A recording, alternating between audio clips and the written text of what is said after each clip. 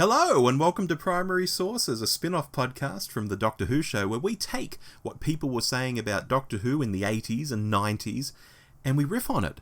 The conversation might stick closely to the primary source we're discussing, or it might go off on its own tangent. Who knows? It's Doctor Who without a safety net, basically.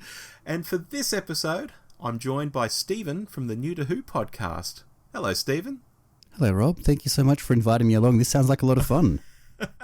I get very hyped up doing these because I'm excited myself, even though I know what the letters are going to be. We can imagine my surprise and interest. Let's go. This is going to be really good. The Doctor Who magazine I'm reading from today is the 10th of July, 1991. 91, okay. Not quite even to fandom at this point, but okay, let's go. I think you'll do fine. Trust me, I'm a doctor. No, I'm not actually. Okay, this first letter is called Surprise Doctor, and it runs. At last, it's all flooding back. I knew there was another doctor between the two Bakers. What was his name? Peter Davison? Words fail me. We've actually seen something of him in your magazine. I was beginning to think there had been 6 doctors instead of the actual 7. Then there he was, on the cover of issue 172.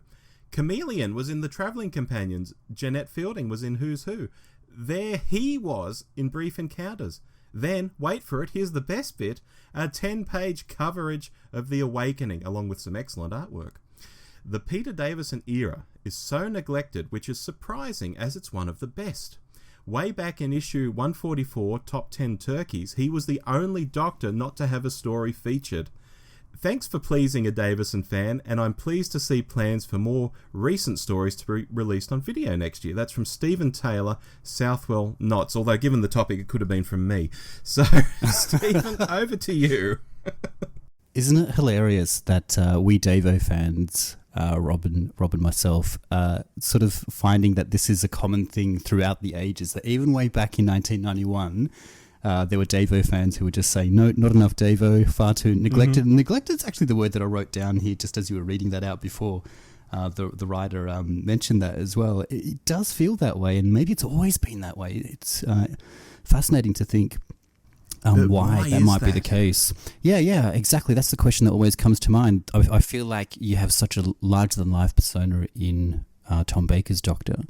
Colin's obviously a larger-than-life actor and persona as well, and maybe there's that sort of nuance about Peter that gets lost, which is such a shame because I think you and I are very much awake to it, but every time I watch Davo, as you like to call him, there's something that he does on screen, whether it's just in the background or just facially, just the way he sort of reacts and responds, that is just... It's nuanced, it's clever, it's hilarious even. Like there's that bit where the Merca sort of appears and Davison's acting it in terms of like, are you kidding me? Like, are you serious? This is what's happening now? because really there's no other way to respond to a pantomime horse, being trotted out with green paint sort of still dripping from it on a Doctor Who set. It's yes. He's so wonderfully sort of as I keep going back to that word, nuanced. But maybe that doesn't sort of capture the imagination or capture the attention as immediately as it does with a bombastic Doctor as Davo has either side. So maybe that's the reason. The other reason I think is probably that a good half of these stories I think are really quite good, and the others are pretty underdone to pretty poor. You think of Terminus, King's Demons, Time Flight, and Warriors of the Deep as well. These are not well scripted and or not well realised stories. So he sort of gets saddled with being... Beige is probably that sort of adjective that's used over and over again to describe him, which I don't think is entirely fair. Although beige is certainly part of the aesthetic of the early 80s, and maybe that's one of the reasons why. But then the other thing is a lot of these scripts aren't particularly good. Well, not a lot. Half of those scripts aren't very good. The other half are wonderful. I'm going to stop there and throw it back to you because I know you're a massive Davo fan as well, and I want to hear what you want to say in response to this because, yeah, it's just weird that this seems to be a recurring complaint by Davo fans over the decades. Well, I found it interesting that this letter mentions something from issue 144, which I'll have to go back and look at now, that the top 10 turkeys didn't have a Davo story in it. And I thought, oh, well, maybe that's because not every Davo story really hits the heights, but maybe they don't also plumb the depths of some other eras. But then with what you were saying, there are a few stinkers, like, Time Flight I'll pay. There are other Davo stories, though, that people routinely pan. For example, Black Orchid. And I think Black Orchid's perfectly fine for a 50-minute romp. Ooh. See, I think it's got a great first part, but the second part is just where it all collapses. But it still gets by on this head of steam that's built up by that first part, which is so charming. There's beautiful character moments, a location shooting as well, which always looks good, and the cricket thing. Like these aren't necessarily good for storytelling, but they just add to the atmosphere, and I think it sort of steams by on that. But yeah, I think Black Orchid's probably one of those that sort of is maybe a bit too unjustly reviled when he's probably just middling. I would agree with that. Do you think it's weird that Davison is like the 1920s Doctor, yet he only goes there once in the TV series, at least? It's a good question. I like the fact that it's not overdone. There is a lot more that could have been done with that era and that context, that sort of interwar period, the long weekend as it's known in literary circles, and I think you sort of get the best of it perhaps with the setting of Cranley Hall and the party and the cricket match and all of that kind of stuff, the toffs being toffs, and I'm not sure how many more times you could have done it, but I'm glad that they did. I don't know if they had gone back, what else would they have done, do you think, Rob? Oh, it's a good question. I mean, are we thinking in today's budgets or the budgets of yesteryear? I guess the budgets of yesteryear. Because with today's budgets, to be in 1920s New York, that could be quite interesting. Or 1920s in an outpost of the Empire somewhere and something. Yeah, the final days of Empire. That would be interesting. Yeah. Where things are changing after World War One, but we haven't got quite yet to fascism and World War II brewing in the 30s. That could be quite interesting. Although it might be a bit deep for Doctor Who back in those days. It's more Demons of the Punjab sort of territory, perhaps, in terms of what it's trying to tackle. Maybe, but at the same time, I do feel like there is a hidden depth to a lot of the Davison stories. You and I did an episode for New to Who on Enlightenment, which is one of the most lyrical, allegorical, metaphorical, gorgeous stories in that era. Yes. And I don't think Davison's Doctor and Davison's era are sort of strangers to that. Interesting, the writer of the letter mentioned The Awakening. I think that's another underrated one for me. Me too. It's totally slight. It's 50 minutes and certainly doesn't outstay its welcome. But also, it probably doesn't have the time to develop a lot of the themes in it as well. And for me, it seems to have that shadow of Britain in the early 80s, the whole Falklands thing, and the way in which, maybe to get a little bit political at this point, public sentiment was used by certain, people within British society to sort of foment this bloodlust, I guess, and this idea that a country like Britain would go to war over tiny islands in the South Atlantic with a country like Argentina just sort of makes no sense when you look at it these days. But the way in which the malice sort of incites a bloodlust in the stories, I think analogous to what happened in the Falklands. So to me, that's like a really fascinating 50 minutes of Doctor Who, because it is so of its time and sort of harkens to that very kind of Falklands-like influence on it. So to me, that is massively underrated. But again, I can understand why it's not a classic, but I think there's more to it than people think. Definitely, I quite like The Awakening. I think it's very much a forgotten story, really. Yeah, absolutely. By a lot of people. Anyway, shall we move on? Yeah. Alrighty. This next one has the title, The Grand Old Man. It isn't often that I'm in agreement with the grand old man of British fandom, Gary Russell. But I wish to express my heartfelt admiration of his opinion of the mass of artistic codswallop which calls itself City of Death. Aww. All this story had going for it was the lion's share of the season 17 budget and a noteworthy cast, most of whom treated the series as more of a worker's playtime than any in seasons 23 and 24.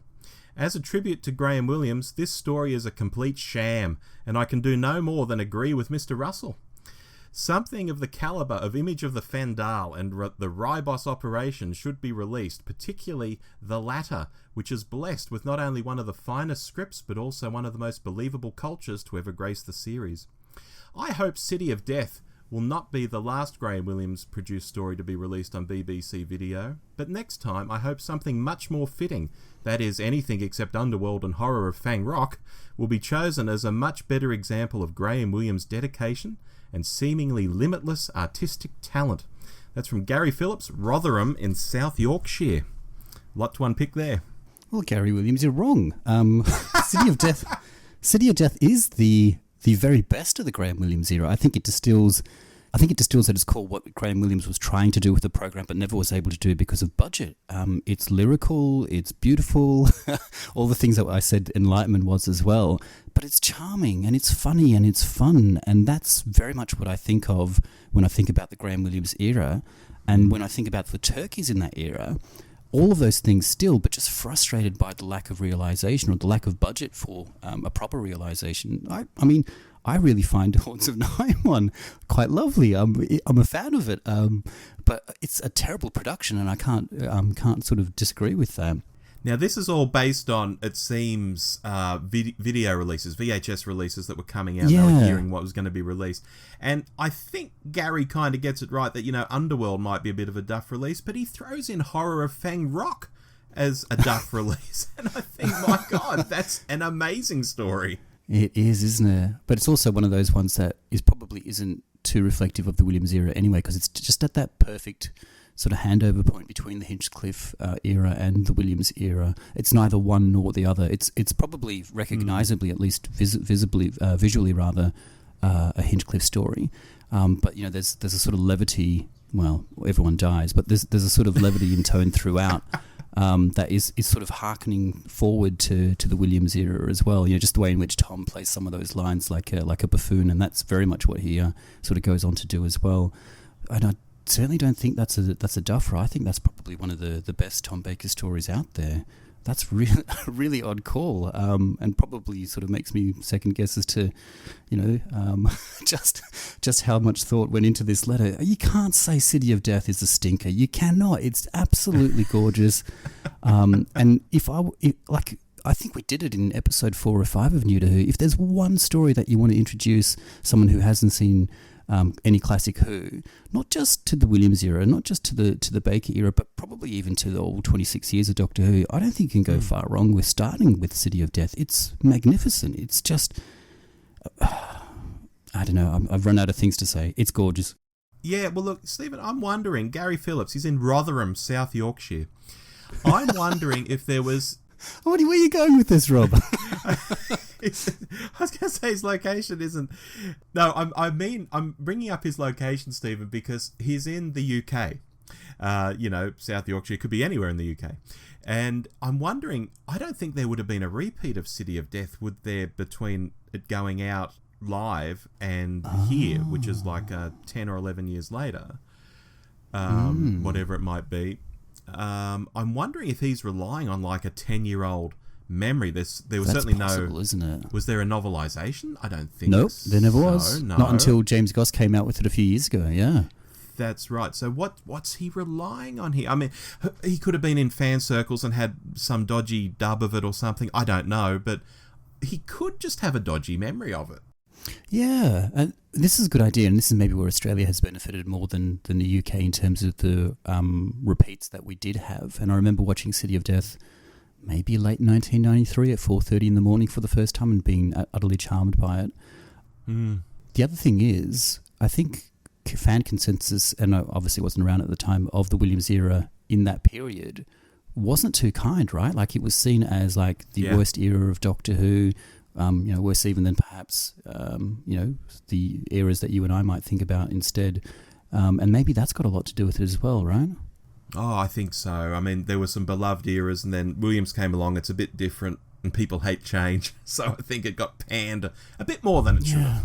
Yeah, and it's Hinchcliffe and Holmes are a tough act to follow. Like, it's not the be all and end all of Doctor Who, but man, they did really, really amazing things, and to sort of be handed, 45p and a piece of string, and know that 45p is not going to be worth 45p at the end of the year, that's a tough ask, right?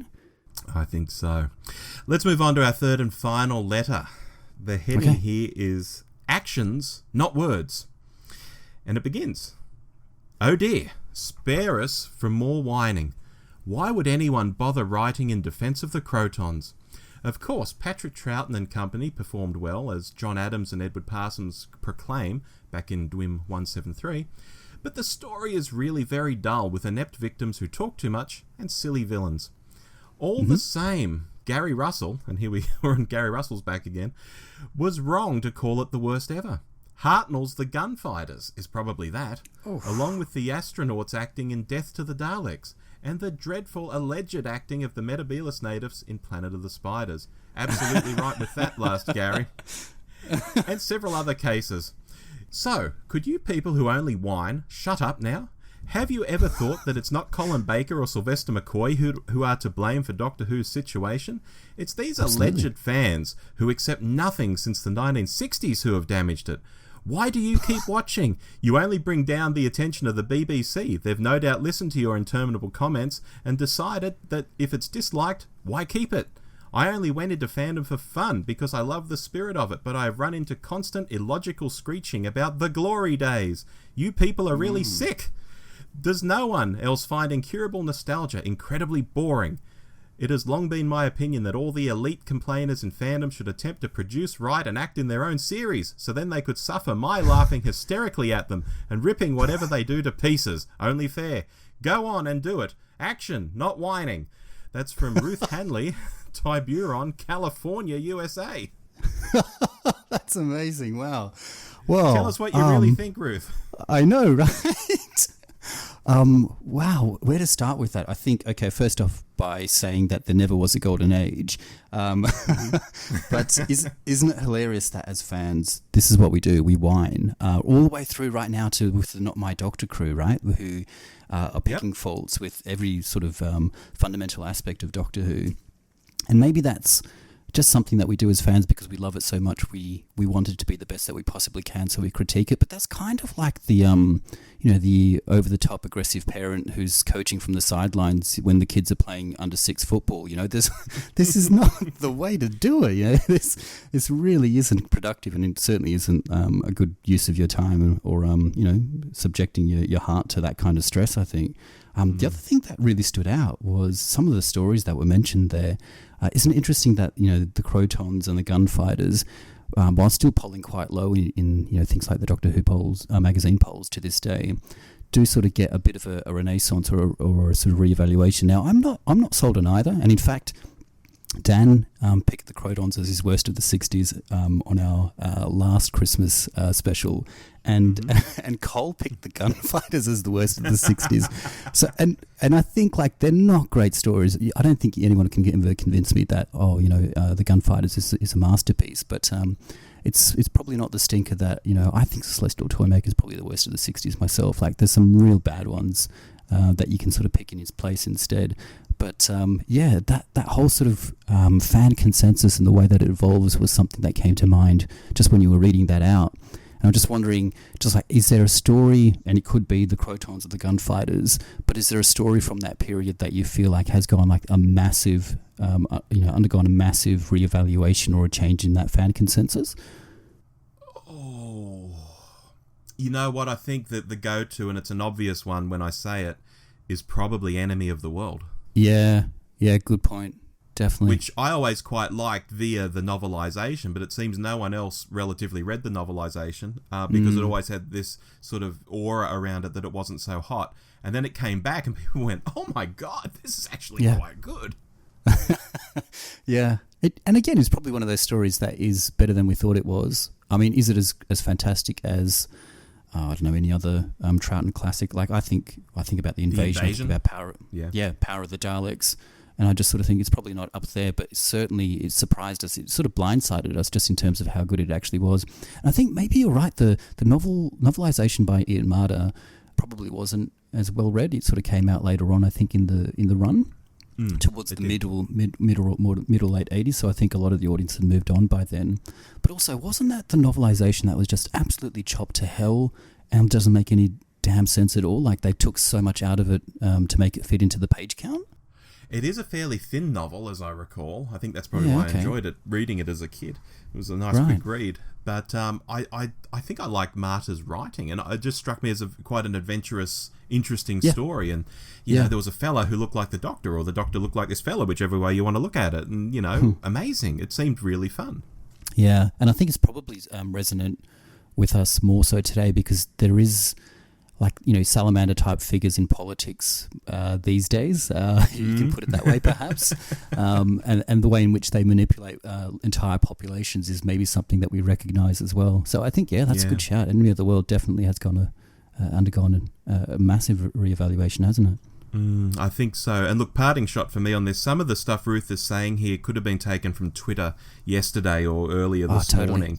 Just the whole, you know, well, if you can't, if you want to criticise this, go and make your own show. You know, people say that sort of thing on Twitter right now. Yeah. And, you know, I really would love that if I was given, you know, a few $1 million and all the licensing to do it. Watch me go. Yeah. So that's, that's a Doctor Who magazine from over 29 years ago now. Steve, did you enjoy chatting through those fan letters? I did. And Rob, this is such a good concept. Like, I never would have thought about it as a point of talking. But what's really sort of become apparent as we've gone through this is just how applicable and relevant a lot of the topics, you know, almost 30 years ago in an ancient Doctor Who magazine are to conversation these days. Like, we still talk about, as you say, Enemy of the World, or we still talk about Davo, and these are things that have happened, you know, sometimes before a lot of us are even born. And it's just, that's the magic of Doctor Who, isn't it? There's always, it's such a rich text, it's such a glorious tradition that we can just sort of pick through it forever, really. There's nothing new under the sun. That's what I find. Yeah, you're quite right. That was good fun. Thank you very much for having me. Thanks so much for joining us. My pleasure.